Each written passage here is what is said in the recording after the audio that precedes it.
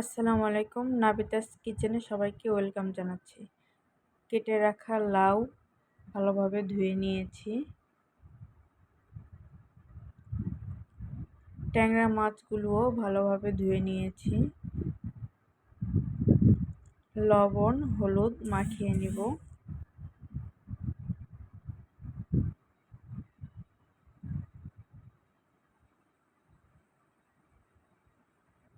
মাখানো হয়ে গিয়েছে। কড়াই বসিয়ে দিয়েছি চুলায়। তেল দিয়ে নিব, সয়াবিন তেল। তেলটা গরম হয়ে গিয়েছে। মাছগুলোকে এখন দিয়ে নিব।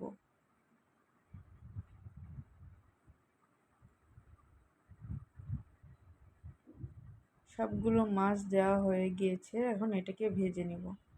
ভেজে নেওয়া হয়েছে, উঠিয়ে নিব। এই তেলের মধ্যে এখন আমি পেঁয়াজ কুচি দিয়ে নিব। নেড়ে নিচ্ছি।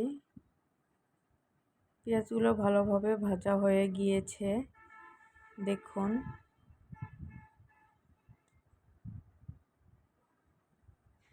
পরিমাণ মতো লবণ দিয়ে দিব এখন। জিরার গুঁড়া,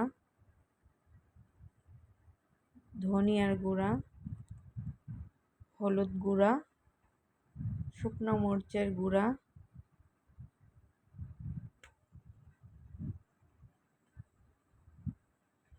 নেড়ে নিচ্ছি।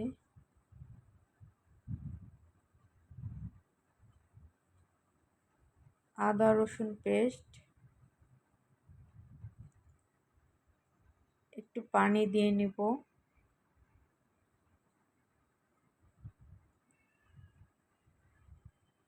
নেড়ে এখন কষিয়ে নিব।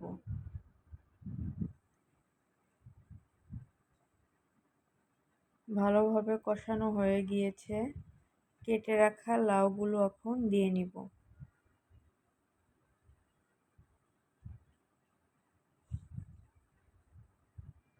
লাউটাকে এখন মিক্স করে নিব ভালোভাবে। মিক্স করা হয়ে গিয়েছে। ঢাকনা দিয়ে ঢেকে রেখে দিব 10-15 মিনিটের জন্য। 10 মিনিট পরে লাউটা প্রায় আমার সিদ্ধ হয়ে এসেছে। এখন সামান্য একটু পানি দিয়ে নিলাম। ঢাকনা দিয়ে রান্না করে নিব। প্রায় রান্না হয়ে এসেছে। 5-6টা কাঁচামরিচ দিয়ে নিব। ভেজে রাখা মাছগুলো দিয়ে নিব। নেড়ে নিব ভালোভাবে।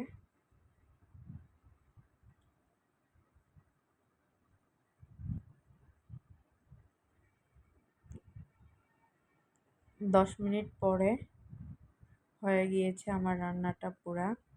এখন ধনিয়া পাতা দিয়ে দিব।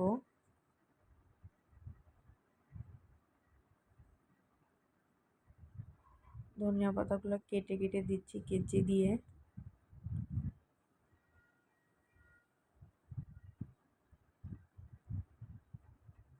হয়ে গিয়েছে, এটাকে এখন নামিয়ে ফেলবো। এভাবে রান্না করে খেয়ে দেখবেন, ভীষণ মজা হয়। আজকের মতো বিদায় নিয়ে নিচ্ছি।